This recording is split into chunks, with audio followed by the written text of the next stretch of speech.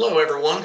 My name is Danny Nelms, and I'm the president of Work Institute, and you're joining us today to hear a little more about the employer's 2022 outlook. I suspect that retention and engagement are going to remain a challenge, and we're certainly going to talk about that today.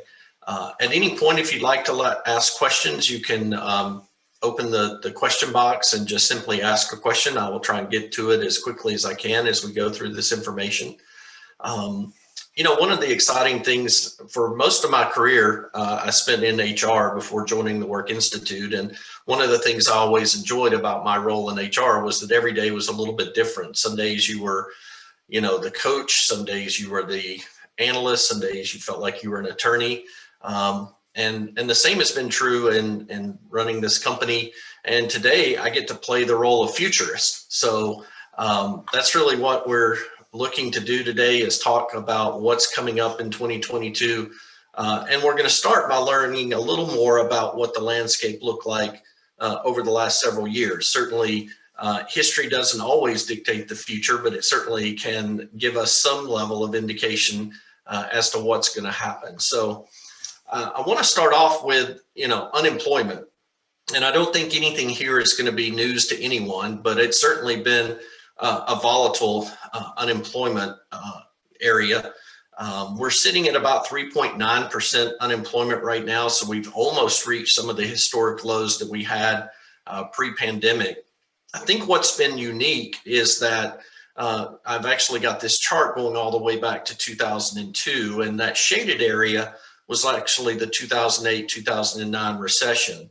And notice how long it took for unemployment to drop even below 6%. I mean, it was almost 4 years, and it really took almost 8 years for unemployment to get to around 4%. And again, most economists talk about 4% as being, roughly full employment. We've certainly tried to challenge that understanding over the last several years in terms of, kind of in 2019, 2020. But unemployment has dramatically reduced to around that 4% level, but it has certainly been a roller coaster ride. What all of us are really paying attention to is what's that done for voluntary turnover. And so we're looking here from a graph of the last 3 years. And what we saw basically in 2019 was fairly steady voluntary turnover. This is the U.S. quit rate, which is put out by the Bureau of Labor Statistics, which is basically their measurement of voluntary turnover in the U.S. workforce. It was hovering around 2.3 to 2.4% of the U.S. workforce, and that equates to around 3.5 million people monthly leaving their jobs voluntarily. Not unexpectedly, in the wake of a global pandemic, which really hit the U.S. In February of 2020, and certainly we started to feel the effects very quickly in March and April. We saw that quit rate dive pretty dramatically to just over 1.5% in April of 2020. But just like unemployment quickly rebounded, we've also seen the quit rate, quickly rebound as well. And so it has climbed dramatically, and it went back to basically its pre-pandemic levels, even prior to the end of 2020. So by the end of 2020, we were basically right back to where we were in 2019. But then in March of 21, we saw what was the beginning of the Great Resignation, as we call it, or the Great Quit. Any of those terms that the media has put it on. And I like to tell people that may be doubters that it is absolutely real. You can see from this chart just how dramatically the voluntary turnover rate has increased. And it has affected almost every employer in the United States. I mean, we hear it on a daily basis that they have more and more people leaving. They're having more of a challenge of actually attracting people to come to work. And so this is the challenge, in my mind, that U.S. employers are facing right now, and quite frankly, are going to continue to face in the upcoming year. And this is really what this creates. What we're representing here are those percentage of folks that are unemployed and also those job openings. And it's just a good old, and we talked about this, 4 or 5 years ago. It's just a simple supply and demand issue. We have created an enormous amount of jobs in the U.S. Over the last several years, but in 2019 we were hovering, right around 7 million open jobs, and that had certainly climbed from the previous years, but we'd seemed to stay in kind of that 4 to 7 million range for a pretty long period of time. And then, as you might expect, just like the quit rate went down and unemployment went up in March and April and May of 2020, there were fewer open jobs out there. But then, just like the quit rate returned, just like unemployment began to dip, that returned to basically pre-pandemic levels very quickly. And then it began to climb sharply. So at this point, we are experiencing somewhere in the neighborhood of 10 to 11 million open jobs on a monthly basis, which is a substantial increase. We've got basically equates to 3 to 4 million additional jobs that are open in the U.S. And that is obviously just creating a significant supply and demand issue.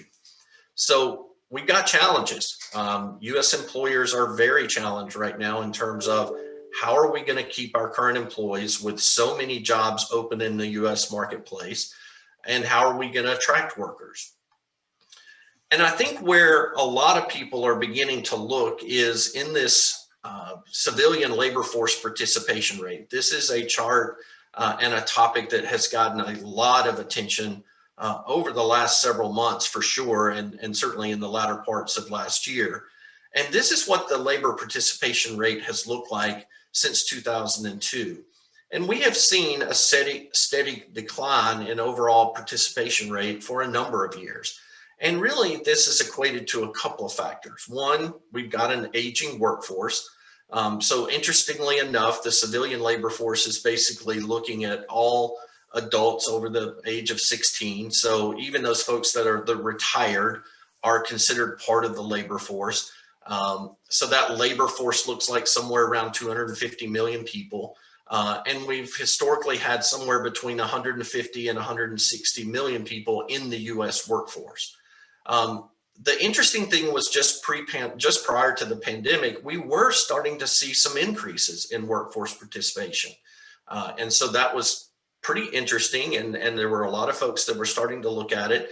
Certainly there were some specific groups, especially Hispanic and African-American workers, who were seeing historically low unemployment numbers. So maybe we were able to attract some folks back into the workplace that had been out of it for a long period of time.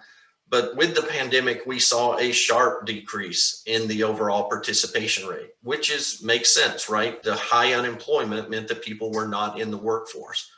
Again, we had a pretty sharp increase just after the pandemic, but this is what sort of workforce experts have begun to struggle with a bit, is why are we not back to similar levels of participation when unemployment is around 3.9% and we've got 10 million open jobs?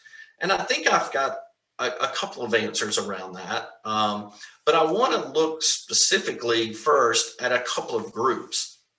So I think a lot of what's fueling this, and I apologize, I didn't have a chance to clarify with the Bureau of Labor Statistics what the difference between federal government and government is. But when you look at this, government jobs and participation rate in government roles has been a little slower to get back to those prior levels, although they were some of the ones that were growing substantially over the last 6 or 8 years. And then I don't think it's surprising that leisure and hospitality were hit extremely hard. And those areas have taken a lot longer to get back to a level of participation. So I think in terms of looking back, and I apologize, I'm going to back up a slide. I think a couple of things are at play here. So the first thing that we need to realize is that we had about 5 million US workers retire in the wake of the global pandemic. And that was a sharp increase. A lot of people just simply decided to retire and get out of the workforce. Now, this was predominantly baby boomers. but they had been hanging on in the workforce for a variety of reasons. And when the pandemic hit, and sort of as the effects of the pandemic continued to wane, they simply decided we're going to get out of the workforce. And that's about 5 million of this number. And if you look at the difference between, say, 61% and the 63%, you're talking somewhere in the 6 to 7 million range in terms of the number of people that the participation rate has been lowered by. So when we subtract that 5 million from that, let's just use 7 million. So then we've got about 2 million folks out there that supposedly are not in the workforce. Very sadly, we've had almost 900,000, or I think it's a little over 900,000 Americans who died due to COVID. And we suspect there's probably another 250,000 people that are having issues related to COVID, or family members that are still having issues with COVID that simply can't re-enter the workforce for those reasons. So you take the 7 million, you subtract the 5 million that retired, you've got a million or a little over a million that are affected by COVID. And suddenly, I think what we see is that our labor force participation rate is probably not going to go up a lot in the coming months, because I think this is sort of a new normal. I think that we're really close to being at a place where we're going to be for a while. And that means that we basically have the labor force that we're going to have. And I think that's closer explained by this chart, which is persons that are not in the labor force that want a job. And as you can see, that number dramatically increased as the impact of the pandemic, and then it is decreased pretty dramatically. And so that difference there is about 750,000 people or so that want to be in the workforce, that are potentially looking for jobs that simply aren't in it. But I think we've got sort of this myth that's hanging around for a lot of employers that there still are a lot of employees, quote, on the sidelines. And I don't think that's the case. I don't think there are near as many people on the sidelines as we anticipate. They're just working somewhere else. All of these people that have quit their jobs voluntarily generally are going to work somewhere else. They're not literally exiting the workforce.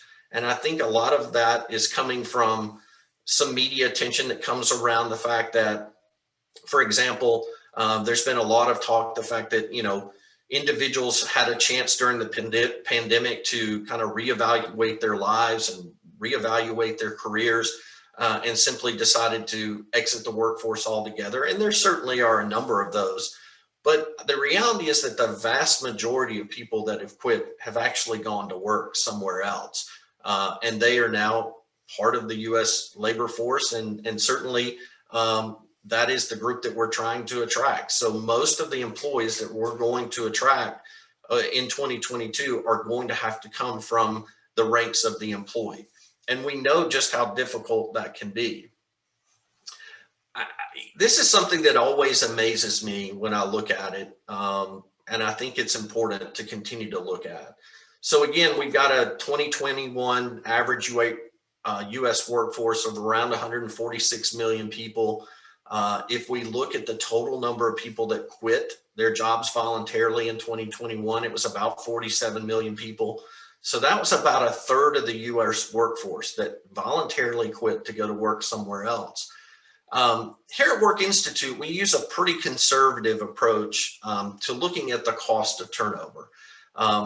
An average U.S. worker right now is around 45,000, although inflation is quickly increasing that number, and it may be closer to 47 or 48 at this point. But for demonstration purposes, I'm going to use 33% of that 45,000. We use 33% of base pay as a pretty conservative approach.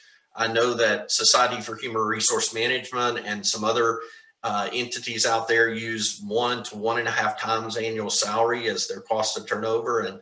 And certainly there are roles where that is the case. But we like to take a much more conservative approach that's a little closer to probably replacement rate.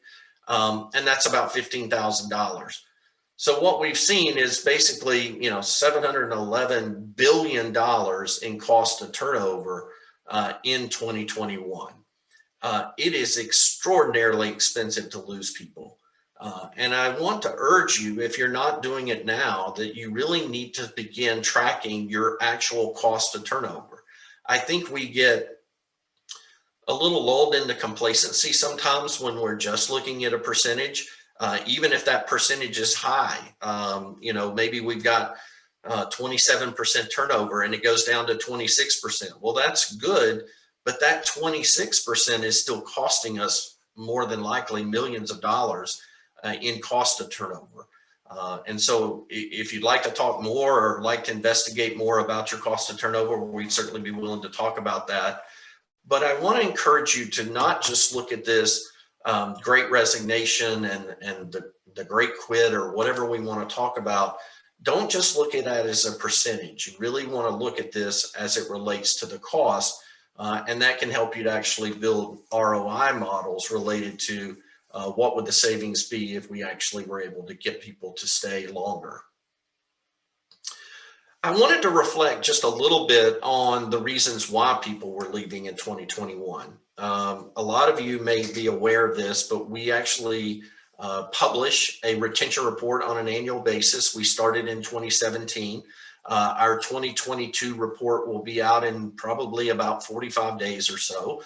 But we already have some preliminary data from 2021, so we wanted to present that to you here.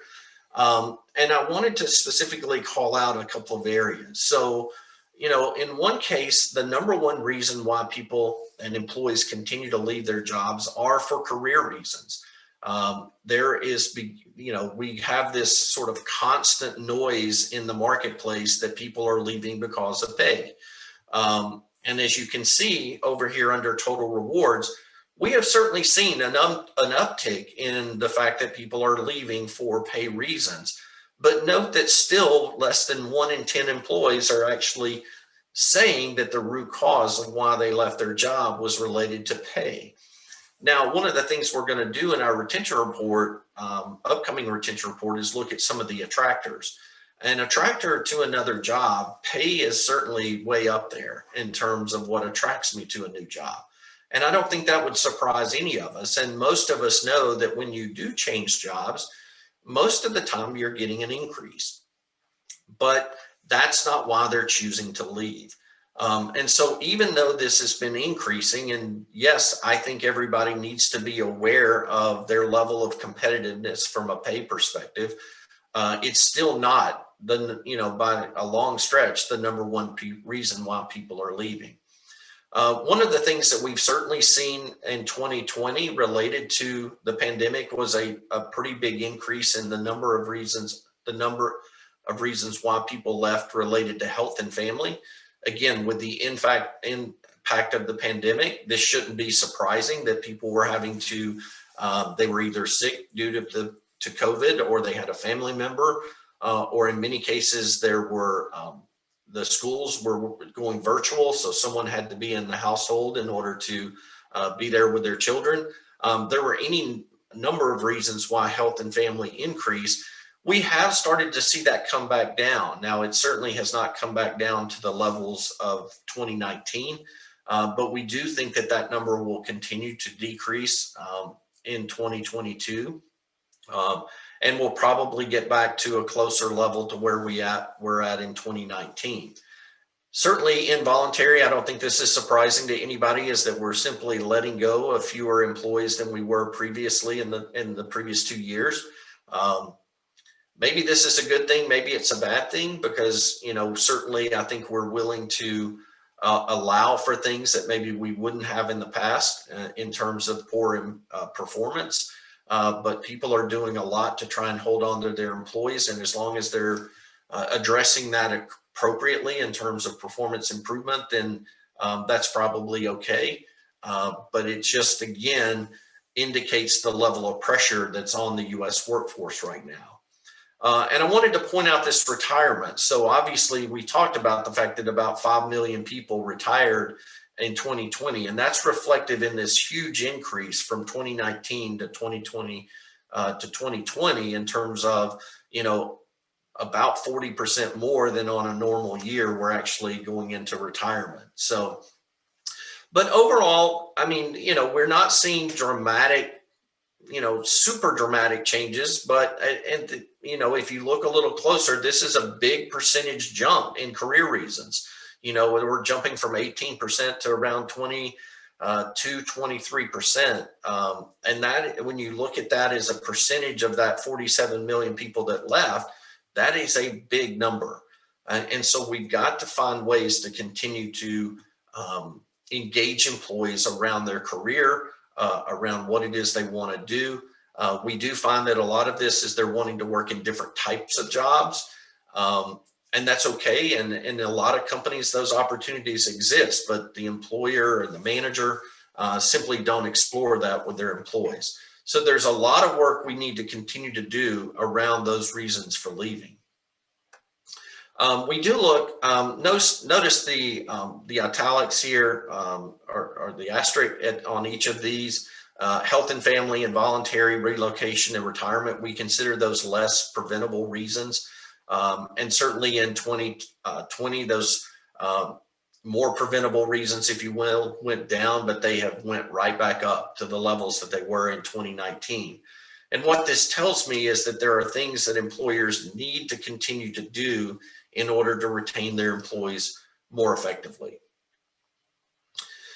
So this to me is some really interesting data that I really wanted to point out, because I think it is going to be very, I think it's going to be a big information point to looking at what's going to happen in 2022. This is what we call our net excellence score.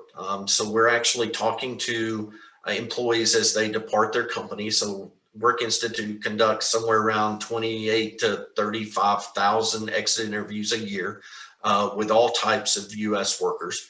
And what you see here in 2022 was a pretty marked increase in the overall net excellence score. Now, the net excellence score is it's very similar to a net promoter score. So we're taking the positives or the excellent scores, and we're subtracting the fair or poors, or disagree or strongly disagrees. So it's sort of a ratio, if you will, of those that are feel strongly about their job or their team or their manager versus those that feel very negative. And so we saw this increase happening in 2020. And I actually found this very surprising. We had a pretty significant debate around the office here as to what was going to happen in 2020 as the impact of the pandemic really weighed on employers. And I suspected that all of these ratings were likely to go down. I really felt that employers were not likely to step up, for lack of a better word. Well, it turns out that a lot of employers did step up. And perceptions of employees around the organization as an employer, their manager, their job, or their team improved in 2020. And so there's something to be said for that. And then what we see is that they leveled off for team ratings in 2021. There's been a pretty sharp decline in the rating of job. Manager is kind of held in there, and it's actually gone up, continued to go up a little bit in 21, although I'm going to show you a little bit more data here in a couple of minutes. And then we saw a little bit of decline in the organization as an employer. I wanted to look at some other data outside of just Work Institute that was measuring engagement, just so you can see that we're not the only ones that are looking at it from this perspective. This is a company out of Denver called People Element, good friends with their CEO. This is their most recent engagement report that came out. And what you see is sort of a similar story, is that engagement actually improved in 2020, according to their measures, and then declined again in 2021. So I think all of us that study perceptions in the workplace are seeing some of the same trends. Something happened in 2020 that employees were engaged at a higher level. Their perceptions of their core drivers, as we define them, were improving. And then suddenly in 2021, those measures have started to drop. I actually conducted a number of retention workshops last week in North Carolina for an association. And we were talking about this particular issue, and I was trying to get feedback from the attendees as to what they thought were happening.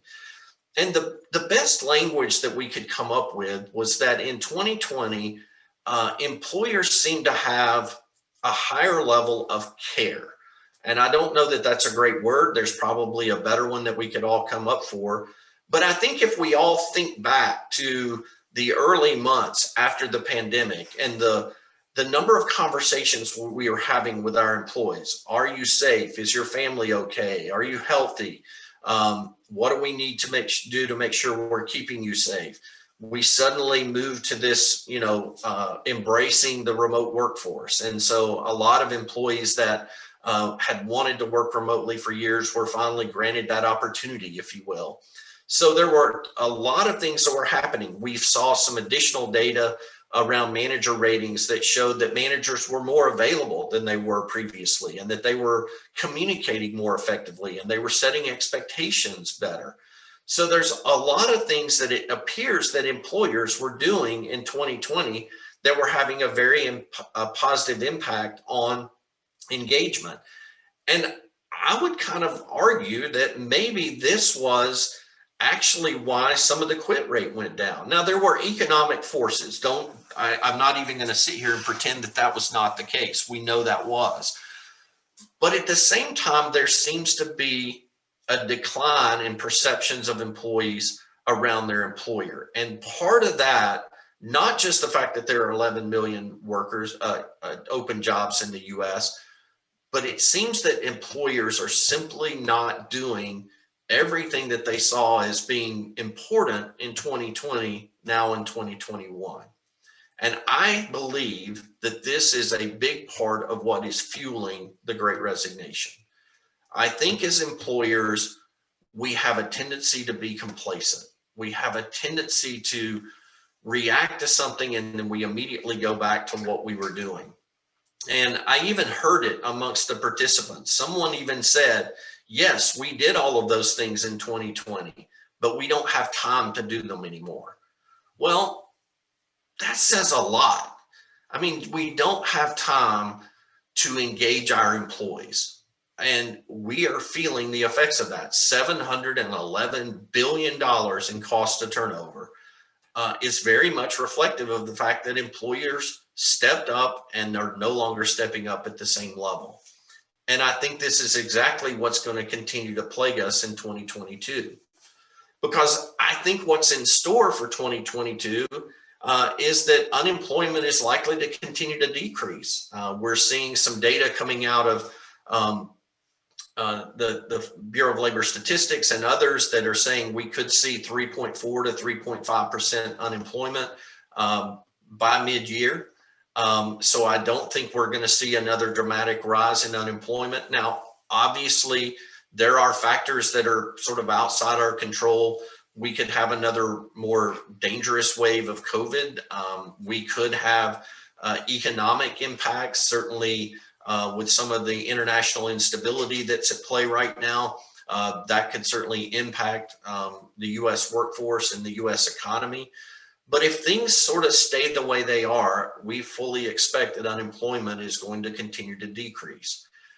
As far as labor force participation, I don't think we're going to see a dramatic rebound to pre-pandemic numbers. I think those people are out of the workforce. I think they want to be out of the workforce. I don't think they want to come back. We're going to see a little bit of a gradual increase because there's still some people in the workforce that are not working that want to work. But again, that number is not 5-10 million people. It's just probably a million, maybe even less. And when you spread that across all of the U.S. workers, it's not like we all have this massive candidate pool to pull from. I think we're going to see some fluctuation in job openings, but I'm not going to be surprised if they likely stay around that 10 million mark. We could see a few times where it might drop below that slightly, but I think the new jobs are here to stay, and it's possible that number could even go up if the Jobs Act infrastructure bill is really rolled out in a big way. Think of the number of construction jobs, that might be created across the United States as we prepare to repair bridges and roads and other things. We could have an actual influx of job openings that we're really not having right now. So unemployment is going to continue to decrease. The labor force participation rate is only going to gradually increase. Job openings are very likely to stay around that 10 million mark or not higher. So that's exactly what's in store. And so this supply demand issue that's been going on for the last year is not likely to change. So from a quit rate perspective or from a voluntary perspective, I expect that we probably are not going to see quite as many people leave in 2022 as we did in 2021, but it's still going to be a very, very high number. Again, this point was about 47 million people, and I'm suspecting that we're probably going to have somewhere north of 43 to 45 million people leave their jobs voluntarily, which is more than we had in 2019. And certainly a lot more than we had in the previous years. We've seen this sort of gradual increase for a while, where we're going to still see that bumped up here in 2022. So I don't see there being any reprieve in the wake of what we've seen as the Great Resignation. I think it's basically going to continue at the same level, maybe down a little bit. But again, if we get a huge influx of job openings, it won't surprise me to see that number exceed 45 million next year, this year. So I think we're in for a long haul as it relates to the Great Resignation. It may actually become a new normal. And I want to point out a couple of things around this that I think are also impacting it. So this again is going back to this net excellence score. And I wanted to just look at it in a little bit more detail. This is folks that we're conducting exit interviews for over the course of January 2019 to December of 2021. On a monthly basis, this is probably 2,000 to 3,000 people or so that we're gaining these ratings for.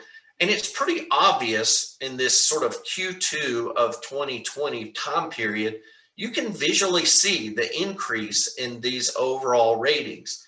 Now, what I said that was in 2021, we saw a little bit of a decline, but we didn't see kind of a dramatic decrease. But note that they stayed pretty steady from sort of January through about March or April of 21. So when we look at this from an annual perspective, we were taking this entire period. But look what began to happen in March and April of 21. These numbers, almost all, except for manager ratings, started to decline. And there's even been a further tail that happened in 2020 in December. So when I looked at this quarter over quarter, kind of Q2 of 2020 compared to Q4 of 2021, organization as an employer has fallen by 64%. Rating of team has fallen by 21%. Rating of the job has fallen by 46%. The managers, surprisingly enough, are still maintaining pretty good ratings. I think, again, that managers have been a little bit more in tune with their workers. But I think right now they're being impacted by all of the changes that are going on at the employer level. And in many cases, they're simply not able to overcome those things. So this is a big reason why I believe that we're going to continue to see a very similar level to turnover in 2022, is because I think these perceptions of these core drivers just continue to decline. And again, I go back to, I would encourage you all to think about, what were we doing in 2020? Obviously we know the pandemic was a big part of it. We know that COVID was a part of it, and that there were so many things we had to be very intentional about. But something unique occurred in the U.S. workforce during that time that caused people to perceive their employers more positively, and that is starting to fall off. And so I think that's a big part of why we're feeling this Great Resignation, is not just because of the new jobs, not just because of low unemployment, but because employers are not continuing to step up in the ways that they did in the wake of the pandemic. So I want to open it up for questions. And if you've got them, you can go to the tab and put in your question. We'll keep this open for a minute or two, and I'm happy to get to those. But while I'm waiting for those questions to come in, I will say that this is the story that I see. I mean, again, I said I get to put on the hat of the futurist today, and I just don't see any real decline in voluntary turnover that's going to be substantial coming in 2022. And I think if we don't change the way we're behaving as an employer, I certainly think that we're going to be seeing lower and lower levels of engagement. So we have a question by Angie. Said, you showed a slide right after reasons for leaving for a short time. What was that, and can we see it again?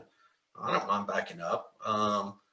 Right after reasons. So Angie, I think this was the one that you were talking about controllable reasons. Again, I'm going to go back to this slide, which is note that things like career, things like environment, which are culture, this general employment is really a non-factor.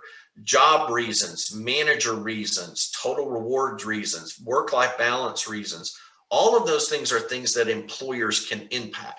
So we consider those to be more controllable. Notice I don't say controllable, I say more controllable. So I know that they can't be fully controlled, but they are on the rise again. And so we can do things about these reasons for leaving. Can we solve them all? Probably not. But if we can just solve some of them, we're not going to be able to, just a 10 or 15% reduction in your turnover can have a huge financial impact on your organization. I've got another question that says, what is the impact of employee recognition on voluntary turnover? Oh, wow. There's a can of worms here. Interestingly enough, when we look at responses from employees, we have not found recognition comes up enough to even create it as a category for leaving. We do not routinely see employees citing recognition or lack thereof as a reason for leaving.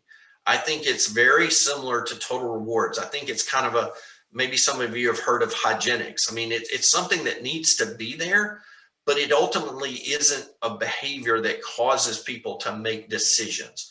Everybody wants recognition. We all do. We're all humans. So we certainly would like to be recognized. But ultimately, when we've looked at overall levels and certainly even when we've looked at specific companies, we're simply not seeing recognition as one of the core or significant drivers of turnover. One other question says, what are the key components that make up engagement in your eyes? And as part of your research, have you identified any notable variations in engagement practices by industry or worker type? Not all your workers have the same needs, access to company email, or exhibit the same work habits. Ooh, there's a lot in this question. So for us, we look at those drivers or the components of engagement, again, as those core drivers. The company as the employer, the job itself, the team or the people I work with, and the manager. We try and keep things pretty simple. And people element breaks those down in a little bit more specific categories, but that's, but I'm not going to try and get into their definitions. The question is it different by industry or worker type? I don't think that overall there is a big difference. I think if you look at them from a very simple approach, people want to have, the job they do, the work they're doing is important to them. The person that they work for, their manager, is important. Feeling value from their employer and being able to see career opportunities and work-life balance and flexibility are all there with the employer. I think they're all pretty similar. I think the way we deliver those things can be very different. So for example, when we talk about work-life balance and we talk about remote work, That has been big for a lot of US workers, is being able to work from home. But let's face it, there is a huge portion of the US workforce that's not an option for. A nurse can't work from home. An electrician can't work from home. A server in a restaurant can't work from home. And so that's not something that we can do significantly in terms of changing the environment there. So what we have to do is be listening to employees to figure out what it is that's going to make a difference for them. And I think that's a big part of why we saw those engagement differences, is that employers were really listening to employees and taking their feedback. I hope that's kind of answered that question. If not, feel free to reach out to me via my email that I'll show you in a minute, and we'll certainly talk about that more. A question from Kevin: I've seen other surveys that measure value and appreciation. How high would you rank that in retaining employees? So again, I'm going to say that value and recognition is a little bit is very similar to the former recognition question. I think the value is tied up in all of the things that we look at for reasons for leaving, right? It's providing career opportunities. It's providing a level of work-life balance. It's providing a good schedule. It's being competitive on wages. I think all of those things make up this value. But what's important is that there is a sense from the employees that there is value. And I think that's where this complacency issue comes into play, is that I think employers come across as being too complacent about their workers, and so therefore they're not feeling value. Madison asked, do we have data divided up by industry? We look at it through a couple of different lenses related to things like healthcare and non-healthcare. But honestly, we don't think getting a deep dive into industries is very helpful, because we often see that people are leaving or not staying within their industry. And so if you start trying to carve out a specific industry, say retail, well, is your competition really other retailers, or are they someone else? I'll tell just a quick story. I worked in the hotel industry for years. And we always did a survey or a wage survey against the other hotels in this area. Our biggest competitor was not other hotels. Our biggest competitor was hospitals for things like housekeepers. And so we can't always just look at our industry. We have to look at what is our competitive landscape. And normally I think we would find that that is outside of just our industry. A few more questions here. I'm going to try and get to them quickly. What are some possibilities for an employer to make changes to their culture strategy that would, sorry, that one went away too quick. Didn't get to the end of it. Let me jump over here. Okay, what are some possibilities for an employer to make changes to their culture strategy that would prevent people leaving for career reasons? What would that look like? So I think a big part of it is trying to, and we talk about this a lot, is, are we listening to the voice of the employee? Are we truly understanding what they're looking for in a career? In the workshops last week, one of the things I said is I think a lot of people have sort of a similar question to what this participant did, that they want these best practices. They want to know, what is it that everybody else is doing? And the reality is that if we would ask our employees, if we would get feedback from our employees around these career issues, there's a high likelihood that the answer lies within our workforce. I think the other thing is, I think we're not doing enough to develop our managers to be career coaches. I think our managers have to be prepared to work with their employees around their career, and being willing to ask the difficult questions around what employees want from their career. And again, I want to reiterate, we're not going to solve all the career issues. We have to make meaningful changes, and then we have to make meaningful reductions in the number of people that are leaving for career reasons. Jim asked a question: with the infrastructure plan creating mostly non-desk worker jobs, do you see the issue of finding employees in the future will be especially hard in finding non-desk workers?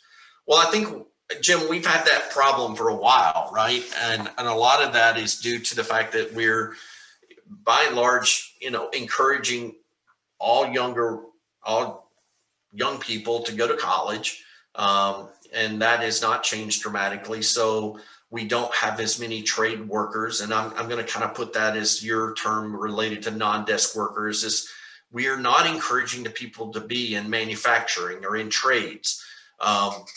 And there's so many people that make a great living and make a great career in those areas. And so I think, some of that's going to change if we start to think about education a little bit differently. But that's really, I don't think we're going to see any real help there, other than I think a little bit, and I'm not sure about this, so don't quote me, but I think the Jobs Act does include some training provisions for trying to train younger career folks around some of the trades. One last question. What is one thing you think employers could do to positively impact retention in 2022? I just said it, and I'm going to say it again: listening. I think that I think our feedback from employees in many cases is a little flawed. I think we use surveys and ratings to try and figure things out, when we have to get beyond just a rating and we have to get to a reason. There are some survey approaches that can help with that. Certainly, Work Institute does some of that work.